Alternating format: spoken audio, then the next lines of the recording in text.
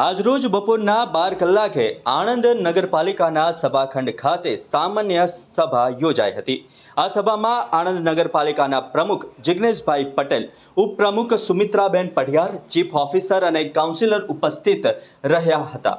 આ સામાન્ય સભામાં કર્મચારીઓની ભરતી બાબતે વિરોધ પક્ષના કાઉન્સિલરોએ વિરોધ નોંધાવ્યો હતો અને કહેવામાં આવ્યું હતું કે નગરપાલિકાના પ્રમુખ પોતાની ઓળખાણ અને સંબંધિત લોકોને જ ભરતી કરવામાં આવે છે।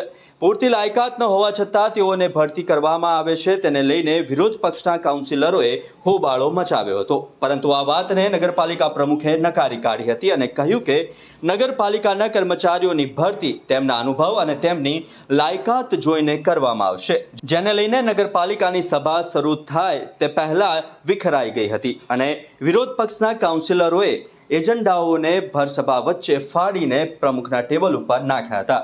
બહુમતીના જોરે 164 કામો મંજૂર કરવામાં આવ્યા હતા, જેને લઈને આણંદ નગરપાલિકામાં વિરોધ પક્ષના કાઉન્સિલરોએ હોબાળો મચાવ્યો હતો।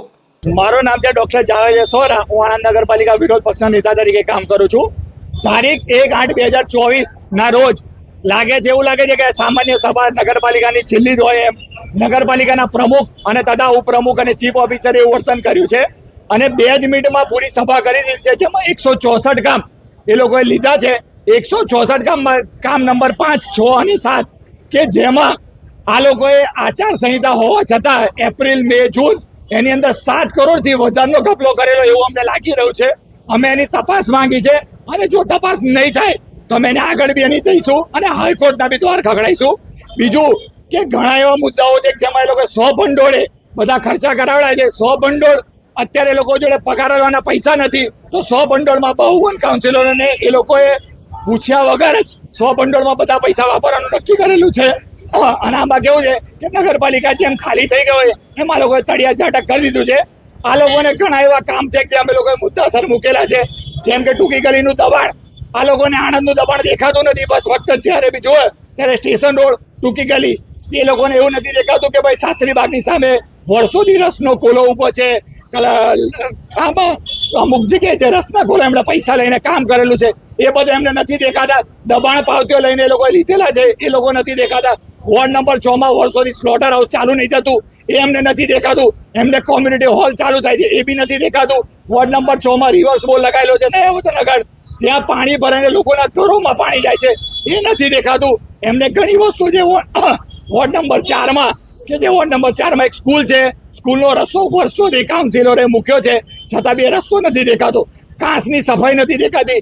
ઘણા એવા જે બેઝિક કામો છે એ નથી દેખાતા। એની જગ્યાએ એ લોકોને જે મોટા મોટા કામો કે જ્યાં એમને પૈસા મળી રહે છે એવા કામો કરે છે। અમારે તો એવું બી જાણવા મળ્યું છે કે એમના જ એક ચેરમેન કે જેઓ રાજીનામું મૂકીને આજે વિદેશ પ્રવાસ જતા રહ્યા છે એ પણ અમારા માહિતીમાં આવી છે। તો જો એમનો જ કાઉન્સિલર રાજી ના હોય એમનાથી તો અમારું તો શું। એવા કામોમાં તમે જુઓ કે એ લોકોએ સ્વિમિંગ પુલ રાખ્યું છે, સ્વિમિંગ પુલ કરાવ્યો છે। હવે સ્વિમિંગ પુલ એ લોકોને જરૂર નથી, રખડતા ઢોરો માટે તમે ખાલી જુઓ આજે વધારાના પૈસા પાસ કર્યા। વધારાના પૈસા પહેલા એ લોકોએ કૂતરાના ખસીકરણ માટે ઘણા પૈસા પાસ કરેલા, રખડતા ઢોરો માટે પૈસા પાસ કરેલા। આ બધા પૈસા ક્યાં ગયા? મેલેરિયા વિભાગના 50 લાખ રૂપિયા પાસ થયેલા છે। તમે બતાડો કે ક્યારે બી એક ફોગ કોઈ બી એરિયામાં આવ્યો હોય એવું બતાડો તો અમને ખબર પડે કે ભાઈ ક્યાં ફોગ આવ્યો છે, 50 લાખ રૂપિયા ક્યાં ગયા એ જ કંઈ સમજમાં નથી આવતી। એનો જ એ લોકો હિસાબ આપી નથી રહ્યા। તમે કદાચ 5, 6, 7નો મુદ્દો જોશો તો એમાં 7 કરોડનું વધારો દેખાડે છે। 7 કરોડનો વધારો આવ્યો ક્યાં એની કોઈ જ ડિટેલ આપી નથી। અને બીજું તમે જોશો કે 164 નંબરનું કામ એવું કામ છે કે જેમાં વાઉચરો પર સાઇન થઈને કરોડો રૂપિયા વપરાયેલા છે। તમે આમ એવું અમે જઈએ છીએ કામ લઈને તો કામ લઈને એવું કે છે કે ભાઈ 5000થી વધારે વાઉચર પર સહી ના થાય। તમે એ વાઉચરોમાં જોશો કે 3 લાખ, 4 લાખ, 50,000, 70,000 એવી રકમો વાઉચરો પર સહી થઈને આપવામાં આવેલી છે। એટલે અમને તો એવું લાગે છે કે ક્યાંક ચીફ ઓફિસર પણ આ લોકોની સાથે મળેલા હોય એવું લાગી રહ્યું છે।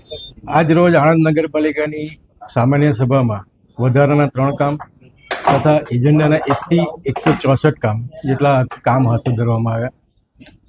ગુજરાત સરકાર શ્રી દ્વારા 15મી ગુજરાત વિધાનસભા બજેટ સત્રમાં 2/2/2024ના રોજ માનનીય નાણામંત્રી શ્રી દ્વારા સુનિયોજિત શહેરી વ્યવસ્થાપન માટે આણંદ નગરપાલિકાને રૂપાંતર કરી મહાનગરપાલિકાનો દરજ્જો આપવાના કામને મંજૂરી આપવામાં આવી। તેમજ જુદા જુદા વિભાગના રોજમદાર અને આઉટસોર્સિંગ કર્મચારીઓ જેવા કે કોમ્પ્યુટર ઓપરેટર કમ ક્લાર્ક, એન્જિનિયર, સફાઈ કામદાર વગેરેને મહાનગરપાલિકામાં મહેકમ માળખામાં અનુભવ તેમજ લાયકાત જોઈ નિમણૂક કરી સમાવેશ કરવાના ઠરાવને મંજૂરી આપવામાં આવી છે.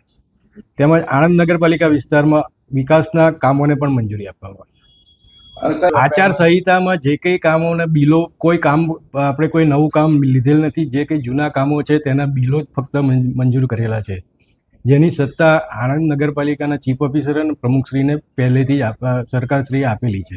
જે આપને કદાચ ધ્યાને આવ્યું હોય તો ઇલેક્શન કમિશને તેની ચાલુ કામના બિલોને મંજૂરી આપવા માટેની સત્તા આપેલી છે. નવા કોઈ કામ ના લઈ શકીએ કે નવું કોઈ કામ કરાવી ન શકીએ તેની કોઈ એવી છે ને. તેને અમે જે એજન્ડા પર લીધું છે તેના ઠરાવમાં અમે ચોખ્ખું જ લખવાના છે. તેનો અનુભવ અને લાયકાત બંનેને જોઈને જ તેનો સમાવેશ કરવામાં આવશે.